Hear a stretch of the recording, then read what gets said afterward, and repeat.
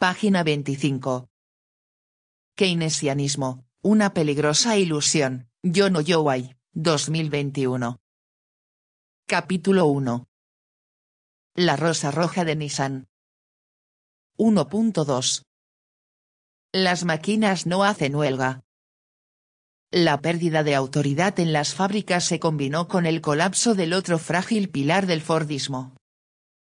Las dificultades en el conjunto de la producción, debidas a una conjunción entre la combatividad creciente y el hecho de que las inversiones en nueva maquinaria ya no se reflejaban en aumentos significativos en la productividad, castigaron las ganancias y terminaron con la expansión constante del mercado capitalista sobre el que se basaba el funcionamiento fluido del sistema fordista.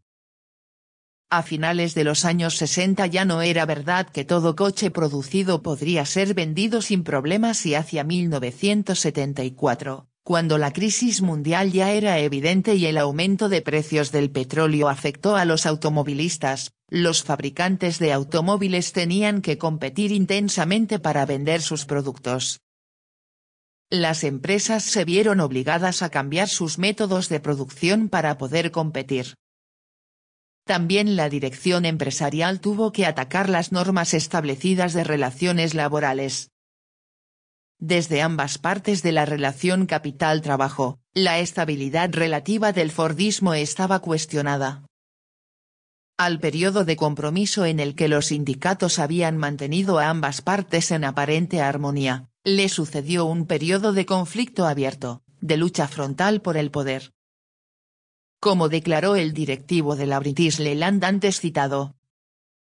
Lo único que realmente surge es el hecho de que tanto la gerencia como los delegados sindicales evaluaban la situación, ambos conocían sus propios objetivos y ambos aceptaban mutuamente lo que estaban haciendo. No se trataba de una batalla entablada entre gente que la negara, ambas partes admitían que allí había una lucha. La gerencia afirmaba, vamos a ganar. Los delegados sostenían, vamos a ganar. Television History Workshop, 1985-81. La crisis en la British Leyland fue el estallido del conflicto abierto. Se había roto el equilibrio fordista que hasta entonces había conseguido contener las frustraciones y mantener una estructura de control adecuada durante tanto tiempo que había terminado por conformar la imagen del capitalismo para una entera generación. La crisis capitalista nunca es otra cosa que esto, la ruptura de un modelo de dominación de clase relativamente estable. Aparece como una crisis económica, que se expresa en una caída en la tasa de ganancia, pero su núcleo es el fracaso de un esquema de dominación establecido.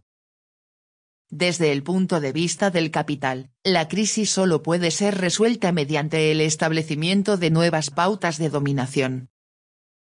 Esto no significa que el capital tenga preparados nuevos modelos para imponerlos a la clase obrera. Para el capital la crisis solo puede ser resuelta mediante la lucha, del restablecimiento de la autoridad y de una difícil búsqueda de nuevas pautas de dominación. En el caso de la British Leyland el restablecimiento del control empresarial se identificó con la cuestión del aumento de la productividad, que fue considerada como la clave para la supervivencia de la empresa frente a la competencia internacional. Aumentar la productividad no era una mera cuestión de introducir nuevas maquinarias, sino de hacer que los trabajadores trabajaran más duro. TV escribe. Las máquinas, por sí solas no producen. Lo que se hace, es reducir el salario del obrero y hacer que por su voluntad, acceda a trabajar con mayor dureza, bajo condiciones más deplorables. Si quiere productividad, el empresario instala su empresa en lugar o en países donde la mano de obra es casi regalada. No lo hace para beneficiar a alguien, lo hace porque necesita esclavos, necesita manos que produzcan. Nadie salva a un esclavo para hacerlo su amigo, lo hace porque tiene un interés económico. El autor escribe. Como se leía en un informe sobre la política central de la administración en 1975, con la misma cantidad de energía a su alcance y ejecutando el mismo trabajo que sus pares en Europa continental. Un obrero del automóvil británico en la línea de montaje produce solo la mitad por turno. CPRS, 1975. En tales circunstancias, no tenía mucho sentido introducir nuevas tecnologías hasta tanto no se hubieran establecido nuevas actitudes y una nueva disciplina. La renovación tecnológica requeriría un nuevo tipo de control sobre la fuerza de trabajo, pero al mismo tiempo podía también contribuir a la creación de dicho control. Así lo planteó un directivo de la Ford cuando habló de la instalación de 39 nuevos robots industriales. No hemos podido controlar la fuerza de trabajo, no podemos obligar a cada obrero a hacer cada soldadura en el lugar correspondiente, por eso hemos tratado de asegurar la calidad mediante las máquinas. Scarborough, 1986, 99. En la British Leyland el restablecimiento del control empresarial y la introducción de nueva tecnología estaban fuertemente entrelazados en el planeamiento de un nuevo modelo de coche, el Metro, a ser lanzado en el mercado a finales de la década de 1970. El Metro fue un automóvil de la marca British Leyland Austin Rover Group. Se lanzó en 1980 como Austin Mini Metro y se mantuvo en producción durante 18 años. Características. Se creó como sustituto del Mini. Tuvo varios nombres, entre ellos, Austin Metro, MG Metro, Rover Metro, Morris Metro y Metrovan. En 1990 fue rebautizado como Rover 100 en la mayoría de los mercados. En 2004 fue sustituido por el Rover City Rover. La decisión de implementar una tecnología más avanzada, multisoldadoras automáticas y robots, en la producción se tomó a mitad de los años 70, en parte por razones de calidad. Se consideraba más confiables las máquinas que los obreros, y en parte porque se sentía que había ventajas no cuantificables en el uso de tecnología, cuyo resultado era que la dirección tenía que manejar de modo directo una cantidad mucho menor de operarios. Wyman y Wink, 1985, 50. Una vez tomada la decisión de invertir en alta tecnología y de construir una nueva planta, el establecimiento New West en la localidad de Longbridge de Birmingham, se tornó más urgente que nunca reforzar el control patronal antes de su inauguración. Pueden verse dos fases en el intento de la dirección de la empresa de consolidar su control. La primera fase que va del colapso financiero de la empresa y su consiguiente intervención por parte del gobierno laborista en 1974 a la designación de Michael Edwards como director ejecutivo en octubre de 1977 buscaba la colaboración de los delegados sindicales de sección. Cuando las finanzas de la empresa se desplomaron en diciembre de 1974, el gobierno encargó un informe a Sir Don Reader, presidente del apenas creado organismo estatal Consejo Nacional de la Empresa, NEP por sus siglas en inglés. El Plan Reader, publicado en abril de 1975, subrayaba la urgencia de cambios en la British Leyland pero reconociendo la fuerza de los delegados sindicales en la empresa, trató de conseguir el cambio logrando su cooperación. En particular, el plan aceptaba la continuidad del sistema de reciprocidad y establecía una estructura de comités conjuntos de la dirección de la empresa y los delegados sindicales para discutir un amplio rango de problemas relacionados con el funcionamiento de la fábrica.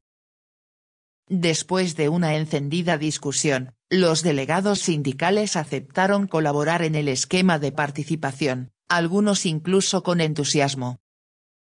Así lo manifestó Derek Robinson, el coordinador de los delegados sindicales en Longbridge: si convertimos a la Leyland en un éxito, será una victoria política.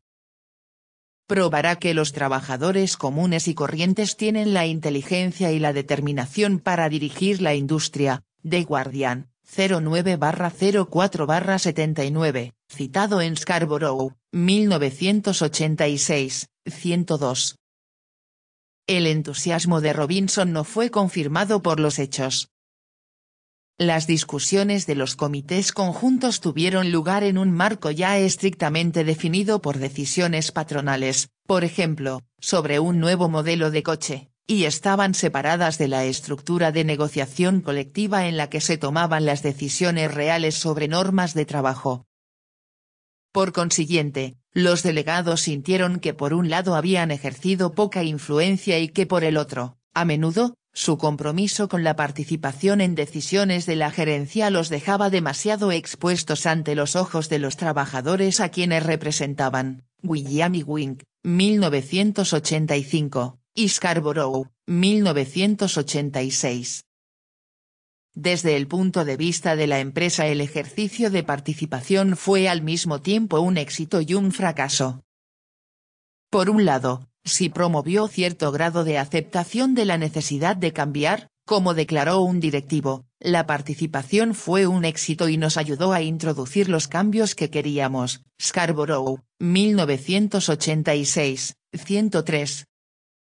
Por otro lado, fue una manera lenta y dificultosa de lograr el cambio y no restableció de modo neto la autoridad que la administración pretendía, ya que se reconocía el poder de los delegados sindicales y que todavía la actividad huelguística continuaba a un nivel alto. En opinión de Michael Edwardes, 1984, 39. La estructura triple de participación de los empleados, piedra angular del Plan Reader para resolver los intrincados problemas de las relaciones laborales, solo produjo papelería burocrática que disipaba los recursos y esfuerzos de la gerencia. Algunas decisiones empresariales se postergaban durante meses mientras la maquinaria consultiva conjunta trataba infructuosamente de dar a luz un consenso. Procedimiento y consulta, para evitar problemas en las relaciones industriales, parecieron predominar sobre la capacidad de tomar decisiones y de convertirlas en acción, y dieron como resultado que durante ese periodo la cantidad de conflictos aumentó de modo agudo. Hacia 1977 era evidente que el Plan Reader no podía conducir a la recuperación de la empresa, la productividad seguía cayendo y con ella la posición de la British Leyland en el mercado. Dado que no se podía lograr un efectivo control patronal mediante la colaboración de los delegados sindicales, era necesario que la dirección empresarial se hiciera más abiertamente agresiva. En octubre de 1977 Michael Edwardes fue designado por el NEP, con la aprobación del gobierno laborista, como presidente y director ejecutivo de la British Leyland. La clave del éxito para Edwardes, 1984, 54 y 79, estaba en la reafirmación del control del capital sobre el trabajo. El sine qua non de la supervivencia era restablecer el derecho a dirigir, y esto significaría contrarrestar el poder de los delegados sindicales. Restablecer el derecho a dirigir significaba, crucialmente, romper el sistema de reciprocidad y reafirmar el derecho de la empresa a introducir nuevas normas de trabajo sin contar con el consentimiento previo de los delegados. Aunque el estilo gerencial de Edwardes fue ríspido desde un principio, atacó primero el modo de dirigir establecido, ajustando cuentas no con los delegados sindicales sino con los directivos mismos, despidiendo a varios y desplazando a otros a nuevas posiciones. Pasaron 2 años antes de que enfrentara a los delegados en una confrontación directa sobre la cuestión de la reciprocidad. Durante esos 2 años la posición de los delegados se había debilitado considerablemente debido a una cantidad de cierres de plantas fabriles, a la inflexibilidad empresarial en las negociaciones salariales y al agudo aumento del desempleo a escala nacional.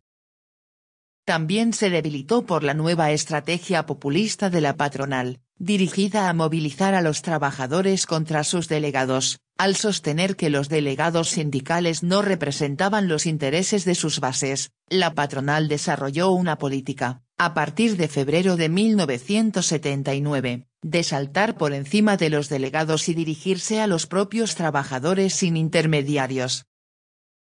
Esto significaba a menudo enviar cartas a los hogares de los empleados, donde estos podían considerar con calma y cuidadosamente la situación junto con sus familias. la publicación de folletos informativos y de carteles. Cuando se consideraba que determinado problema tenía mayor importancia se utilizaban anuncios pagados en la prensa, y esto parecía ser efectivo, pues los activistas invariablemente protestaban. Edwardes, 1984, 93. De este modo, la democracia se convirtió en una estrategia patronal, se apeló al uso del voto directo de los afiliados para contrarrestar las formas establecidas de representación sindical.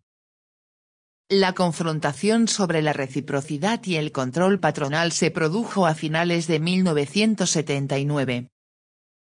Comenzó cuando, en respuesta a continuas dificultades económicas, Edwardes dio a conocer lo que se dio por llamar un plan de recuperación, que preveía la pérdida de 25.000 puestos de trabajo y el cierre total o parcial de 13 fábricas. Los sindicatos mecánicos inicialmente se opusieron al plan, pero frente a la amenaza de la gerencia de que era la única opción frente al cierre total de la empresa decidieron recomendar al personal su aceptación en una consulta interna, y la votación dio una amplia mayoría favorable. Entonces, cuando en noviembre de 1979 varios delegados sindicales publicaron un comunicado criticando el plan, la empresa respondió con el despido de Derek Robinson, uno de los signatarios que era dirigente del comité de delegados. Una huelga convocada en apoyo de Robinson fracasó rápidamente. A pesar de esto los delegados continuaron respaldándolo y hasta lo reeligieron como coordinador de los delegados de Longbridge en enero de 1980, aunque ya sin el mismo poder que antes. Por un lado los sindicatos nacionales, particularmente el Sindicato de Mecánicos, el AUEU, del que era afiliado Robinson, no lo apoyaron. Robinson, y el poder de los delegados sindicales que él representaba, habían sido durante mucho tiempo una espina en el flanco de los dirigentes nacionales responsables de la AUEU. Edwardes, 1984, 117-123. Por otra parte se hizo evidente que los delegados ya no podían contar con el apoyo activo de los afiliados del sindicato. Un elemento importante había sido, sin duda, el hecho de que la aceptación del Plan Reader comprometía a los delegados en un esquema de participación que no aún tenía amplio apoyo entre los trabajadores. William Ewing, 1985, 83, y Scarborough, 1986. Aunque la estrategia agresiva de Edwardes parecía ser lo opuesto a la orientación de Reader, de hecho, se basaba sobre sus aspectos centrales. Una vez que se aceptó el plan de recuperación, la dirección empresarial develó algunas de sus implicaciones en un documento sobre cambios en las normas laborales. Página 28.